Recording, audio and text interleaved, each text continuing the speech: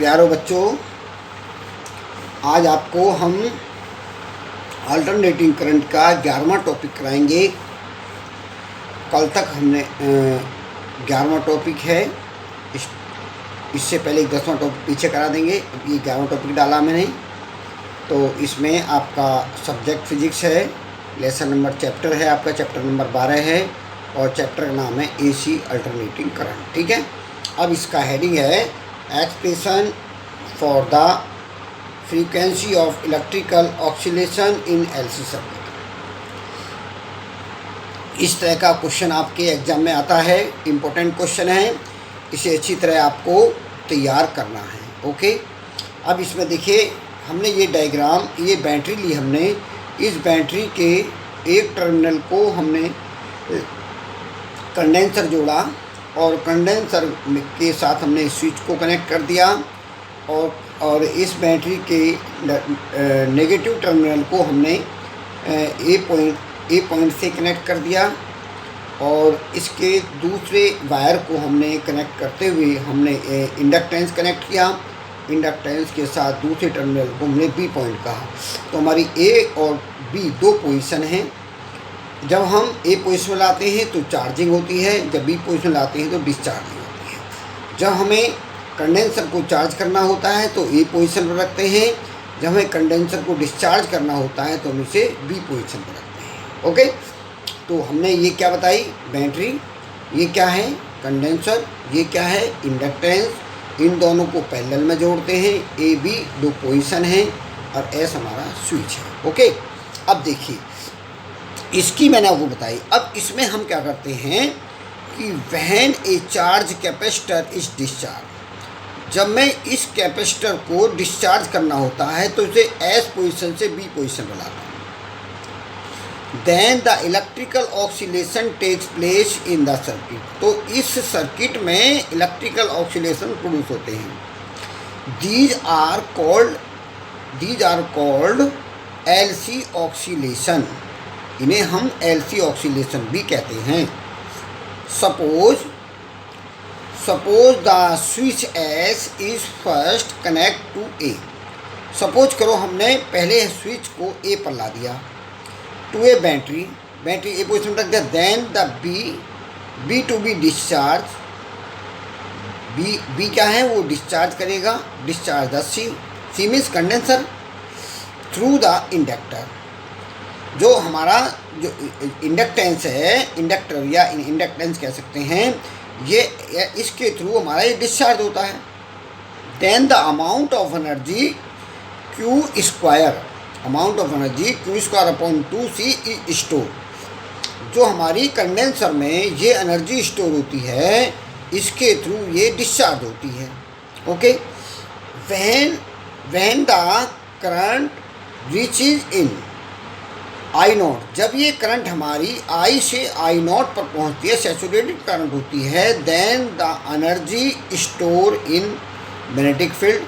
तो एनर्जी हमारी magnetic field के फॉर्म में स्टोर हो जाती है और वो मैग्नेटिक फील्ड के फॉर्म में स्टोर जो होती है वो कितनी होती है, डायग्राम बता रखे है, U B equal to 1/2 L I naught square.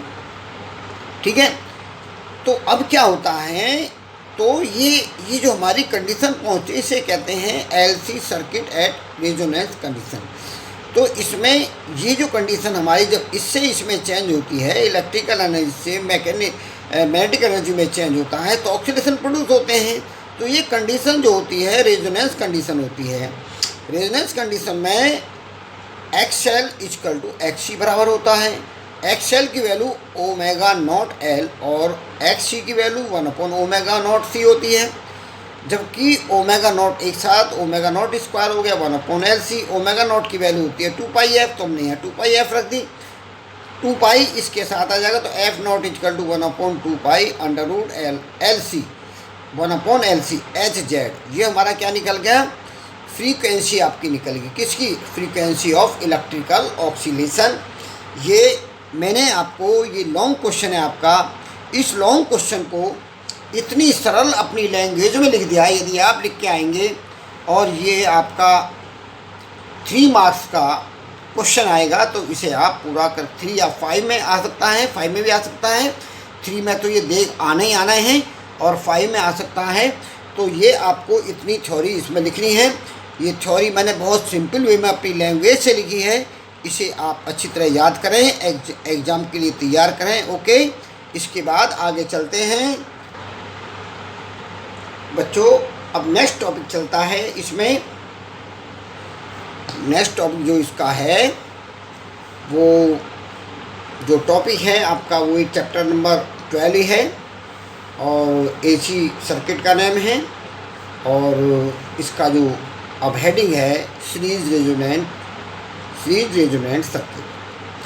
Series resonant circuit कैसे होते हैं?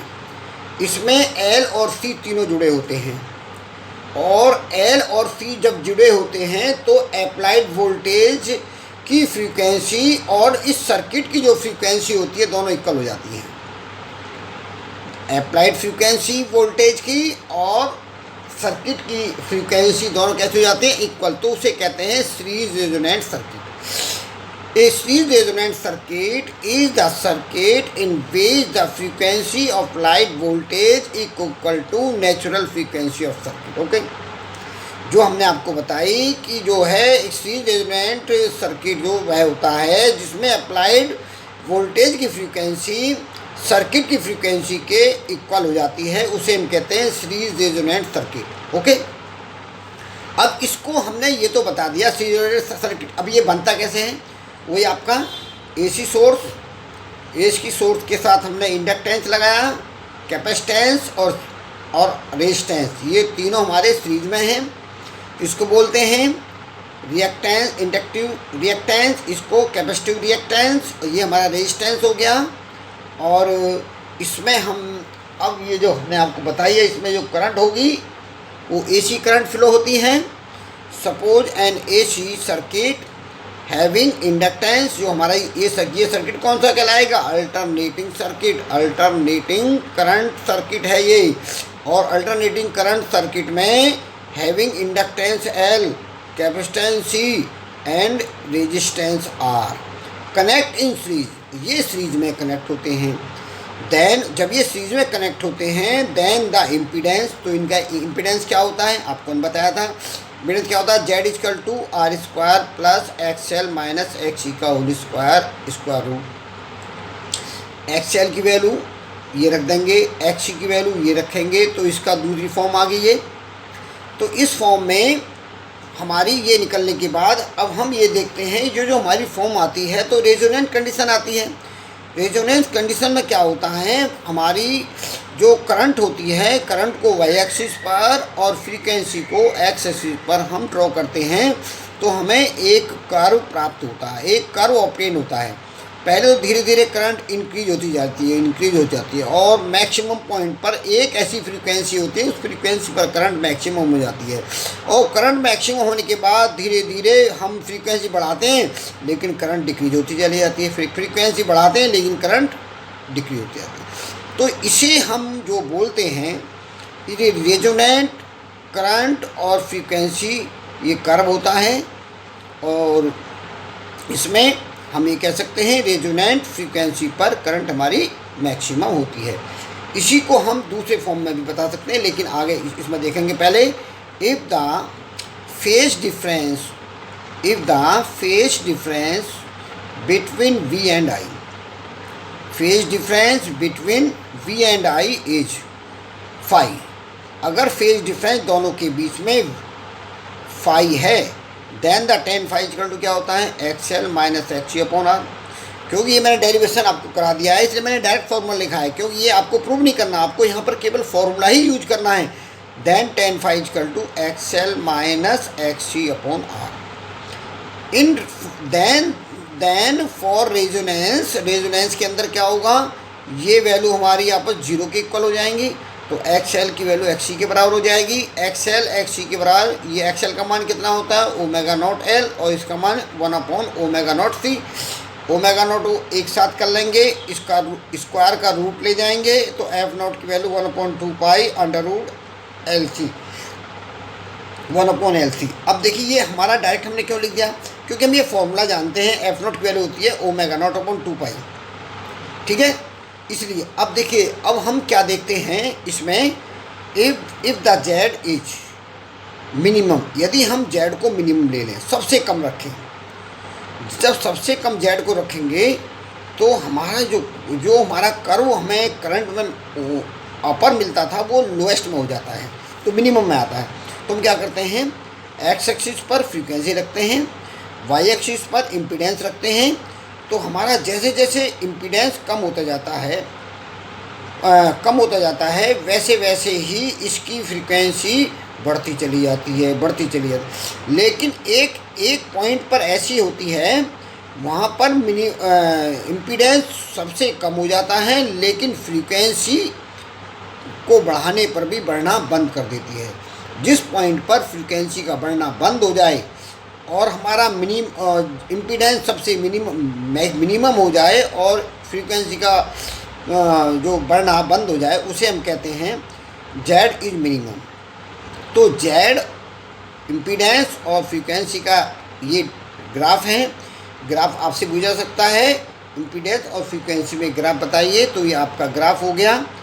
जेड क्या होता है, इम्पीडेंस, और एफ क्या होती है, फ्रीक्वेंसी।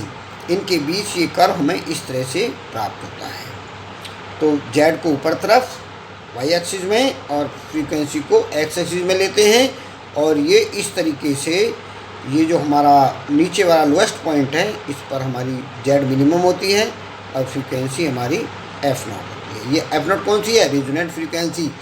अब हम मिनिमम इम्पीडेंस पर कितनी फ्रीक्वेंसी बढ़ाएं, लेकिन इम्पीडेंस नहीं बढ़े, इम्पीडेंस बढ़ता चला जाएगा, अब कम नहीं होगा।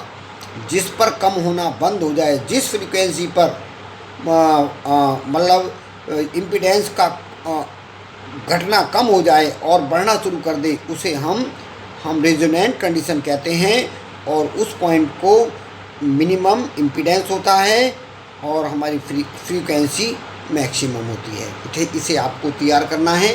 ये मैंने आज आपको 2 टॉपिक कराए, सीरीज रेजोनेंट सर्किट, और एक मैंने आपको दूसरा कराया है। इन दोनों को आपको तैयार करना है।